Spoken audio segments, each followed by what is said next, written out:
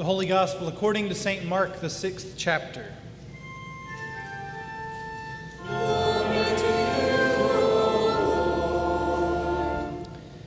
King Herod heard of it, for Jesus' name had become known. Some were saying, John the Baptizer has been raised from the dead, and for this reason these powers are at work in him. But others said, it is Elijah, and others said, it is a prophet like one of the prophets of old. But when Herod heard of it, he said, John, whom I beheaded, has been raised. For Herod himself had sent men who arrested John, bound him, and put him in prison on account of Herodias, his brother Philip's wife, because Herod had married her.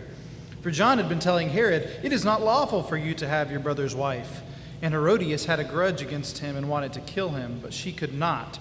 For Herod feared John, knowing that he was a righteous and holy man, and he protected him. When he heard him, he was greatly perplexed, and yet he listened to him and protected him. When he heard him, he was greatly perplexed. But an opportunity came when Herod on his birthday gave a banquet for his courtiers and officers and for the leaders of Galilee. When his daughter Herodias came in and danced, she pleased Herod and his guests, and the king said to the girl, ask me for whatever you wish, and I will give it. And he solemnly swore to her, whatever you ask me, I will give you, even half of my kingdom. She went out and said to her mother, what should I ask for? She replied, the head of John the Baptizer. Immediately she rushed back to the king and requested, I want you to give me at once the head of John the Baptist on a platter. The king was deeply grieved, yet out of regard for his oaths and for the guests, he did not want to refuse her. Immediately the king sent a soldier of the guard with orders to bring John's head. He went and beheaded him in the prison, brought his head on a platter, and gave it to the girl. Then the girl gave it to her mother. When his disciples heard about it, they came and took his body and laid it in a tomb. The Gospel of the Lord. Praise to you, O Christ. You may be seated.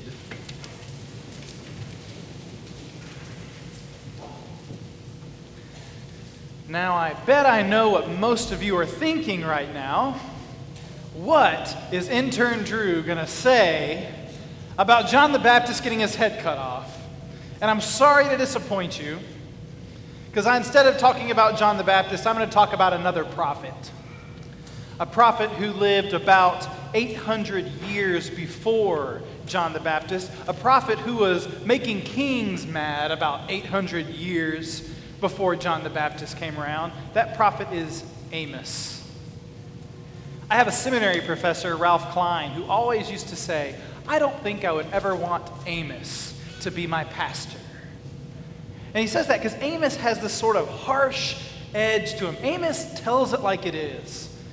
And if you used to watch American Idol back when it used to be good, remember there were 3 judges on American Idol, and 2 of them always tended to say nice things. You could go in and sing bad, and they would at least build you up or say something nice. And then you had Simon. And Simon would always tell it like it is. He was harsh. He didn't really care if he hurt your feelings. Amos was the Simon Cowell of Old Testament prophets. He said it like it is. He told it like it was. And because of it, he made a lot of people mad. He made so many people mad that he was only a prophet for 6 months before he got sent out of the kingdom. And Amos is probably best known for his emphasis on justice. He's the prophet who wrote, let justice roll down like a mighty water and righteousness like an ever-flowing stream, which is just beautiful. And I think if Amos had just stopped there, he wouldn't have made nearly as many people mad. But he didn't stop there. Amos went on to list every single way in which Israel was not following God's justice, that they were not caring for the poor, that they were sending the needy away, that they were complacent, and they were self-centered. And because of that, he made the king and he made the people very mad. And God spoke to Amos through a series of visions, a series of 3 visions, and today we only heard the 3rd of those 3 visions. But I thought I'd tell you what God showed Amos in the first 2 visions. In the first vision, God shows Amos a swarm of locusts descending upon the land and devouring the crops and pretty much destroying everything. And in the second vision, God shows Amos fire raining from above, burning up buildings, burning up everything, total destruction. God shows Amos these visions of Hollywood horror movies, and so Amos needs to intervene. Amos, when God shows him this, begs God and says, God, if you do this, how can Israel stand? We are so small, you are so big.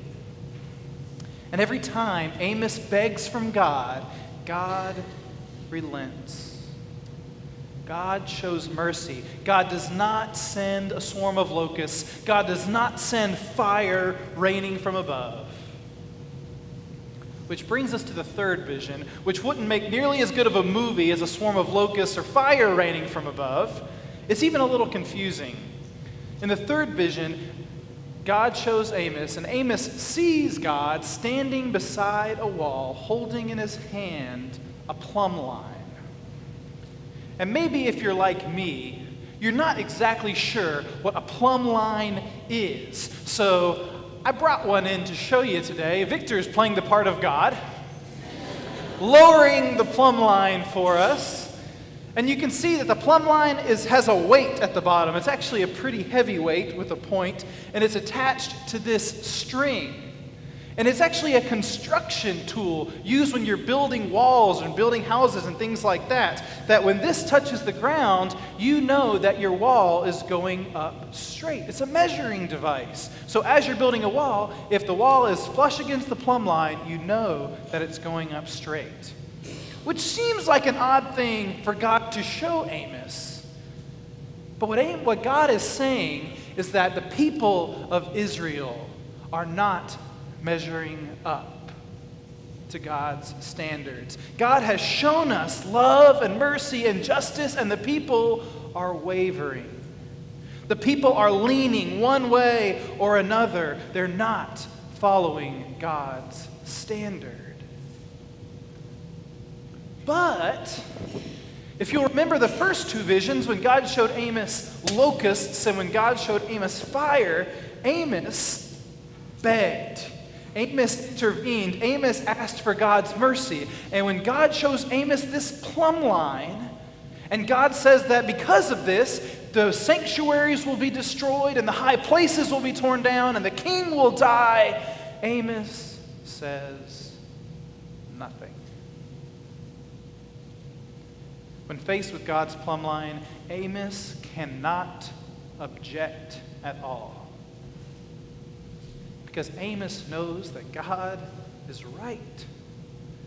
Amos looks around and he sees it. He looks around and he sees a country. He sees Jeroboam, who was the king of Israel at the time. Jeroboam had been the king for a very long period of time, and it was a very peaceful and even prosperous time for the kingdom of Israel. Jeroboam had acquired a lot of wealth, and his courtiers and the priest Amaziah and his officials lived very opulent lives. But what usually happens, if there's a lot of wealth and a few people who have it, that means there is a lot more people who have nothing at all.